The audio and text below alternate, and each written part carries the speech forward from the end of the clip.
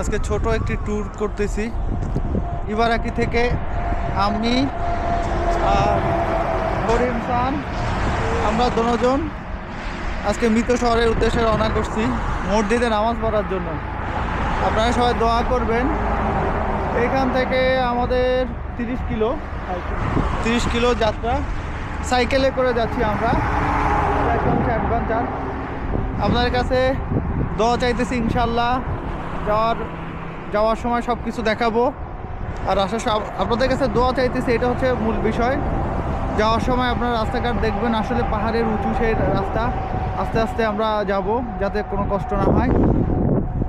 বিশেষ করে এটাই আপনাদের কাছে বলা, আমাদের জন্য দোয়া করবেন, যাতে পরবর্তীতে আরও সুন্দর সুন্দর বড় বড় জায়গায়, দূরত্ব জায়গায় সাইকেলে করে যেতে পারি, সেজন্য। ওকে, চলে আসলাম একটা সিংহতে। সিংহ মানে হচ্ছে সিগন্যাল। তো সিংহতে চলে আসছি। এই সিংহ পার হচ্ছি। জাপানে প্রত্যেকটা মোড়ে মোড়ে একটা বড় কোম্পানি থাকে। যেমন এখানে আছে যে এই যে ফ্যামিলি মার্ট। আর এই কোম্পানির অঙ্গিনে অনেক বড় জায়গা থাকে, যাতে কাস্টমাররা, মানে যারা ওটিয়াকু সামা বলে, তারা এসে এখানে শপিং করতে পারে। ঠিক জাপান আসলে তৈরি হয়েছে, মানে শহরটা আর কি, শহর তৈরি হয়েছে স্টেশন কেন্দ্রিক। যেসব জায়গায় আপনার স্টেশন থাকবে, সেই সব জায়গায় একটা শহর থাকবে। তেমনি যেসব জায়গায় একটি মোড় থাকবে বা 3 রাস্তা 4 রাস্তা থাকবে, ঠিক ওই জায়গাতেই একটা শহর কেন্দ্রিকের মতো গড়ে উঠবে। এখন আবার দেখেন, যদিও এটা গ্রাম, এই যে এখানে চাষ হচ্ছে। আর ওরা যে চাষ করতেছে, এটা গ্রিন হাউস চাষ, যেটাকে বলে গ্রিন হাউস। ওই গ্রিন হাউস চাষ না করলে ওরা সবজি বা আপনি ধান বলেন, এগুলো ঠিকমতো এখানে ফসল ফলন হয় না। কারণ হচ্ছে এখানে ফসল ফলন করার জন্য যে আবহাওয়া, সেই আবহাওয়াটাকে এককেন্দ্রিক করতে হবে, যেটা একমাত্র গ্রিন হাউসেই সম্ভব। সেজন্য এই যে দেখেন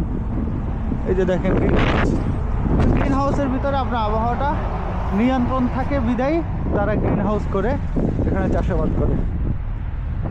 যাক, আমরা এখন সামনে যাচ্ছি, দেখি সামনে আরও আপনাদের নতুন নতুন জিনিস দেখাবো। আস্তে আস্তে চলে এসেছি একটা সমুদ্রের কাছে। সমুদ্রটা দেখতে ভালো লাগতেছে। সাইকেল জার্নি আমার শুধু একমাত্র আল্লাহর উপরে ভরসা রেখে নামাজের উদ্দেশ্যে রওনা হয়েছি। নামাজ পড়তেই হবে, জুমার নামাজ। আল্লাহ যাতে এই নামাজ কবুল করে, আপনাদের কাছে সে দোয়া চাইতেছি। সত্যি কথা বলতেছে অনেক ভালো লাগতেছে। আমি সত্যি কথা বলতে গত 2 সপ্তাহ আগে আল্লাহর কাছে আমি প্রার্থনা করেছিলাম যে মৃত্যুতে নামাজ পড়ব। এখন মৃত্যুতে নামাজ পড়ব। এখন আমাদের এখান থেকে মৃত্যুতে যেতে আপনার 1400 টাকা খরচা হয়। তারপরে আসা যাওয়া আপনার টোটাল 2800 টাকার মতো খরচা হবে। তো আপাতত চিন্তা করলাম, যেহেতু সাইকেল আছে, যেহেতু কোনো কাজই নাই শুক্রবারে, তাহলে সাইকেল নিয়ে রওনা হওয়ার পরে সাইকেল দিয়ে মৃত শহরটাও ঘুরে আসতে পারবো। এটা আলাদা একটা মজা হবে, সেই জন্য সাইকেল দিয়ে রওনা। আপনাদের কাছে সেই দোয়া চাইতেছি, দোয়া করবেন। ঠিক আছে, সামনে ঢালু রাস্তা রাখতেছি, পরে আবার সামনে রাস্তা দেখাবো। চলে আসলাম উঁচু রাস্তায়। সত্যি কষ্ট লাগতেছে, তারপরও হার মানব না, ইনশাল্লাহ।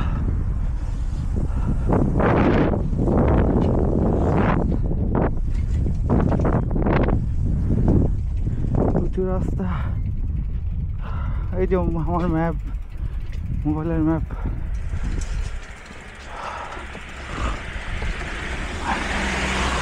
মসজিদে যাবই যাব।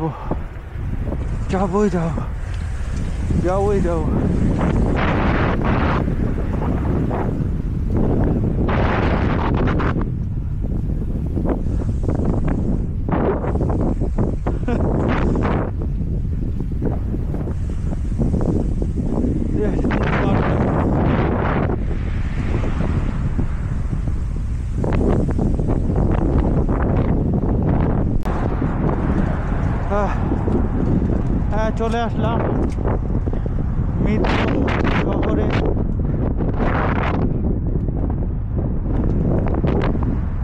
এই অনেক কষ্ট পাহাড়ি রাস্তা দিয়ে সাইকেল দিয়ে চড়ে হেঁটে টেনে উচড়ে চলে আসলাম এই মিরপুর শহরে। এবার আমরা মসজিদের উদ্দেশ্যে যাচ্ছি।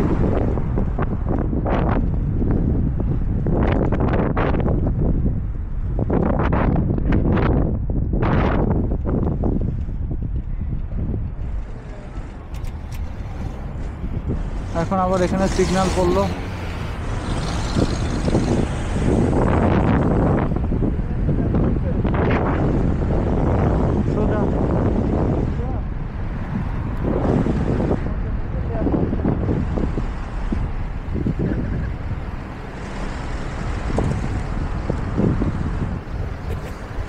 চলে আসলাম মসজিদে শেষ পর্যন্ত, আলহামদুলিল্লাহ।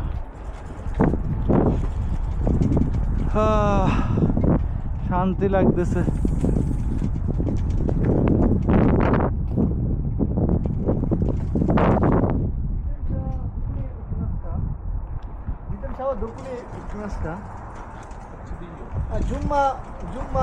Julijihan 30分が言葉。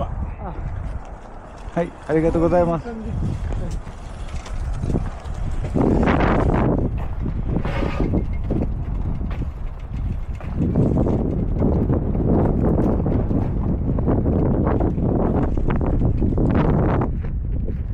চলে আসলাম মসজিদে। এখন এখানে সাইকেল রাখবো।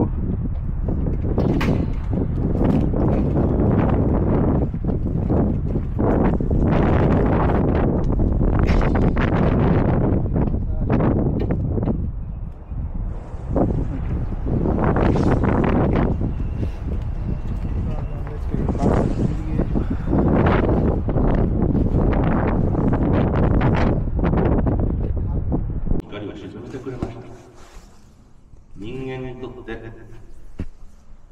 お母さんとのつながる結びつきはとても大きなものです。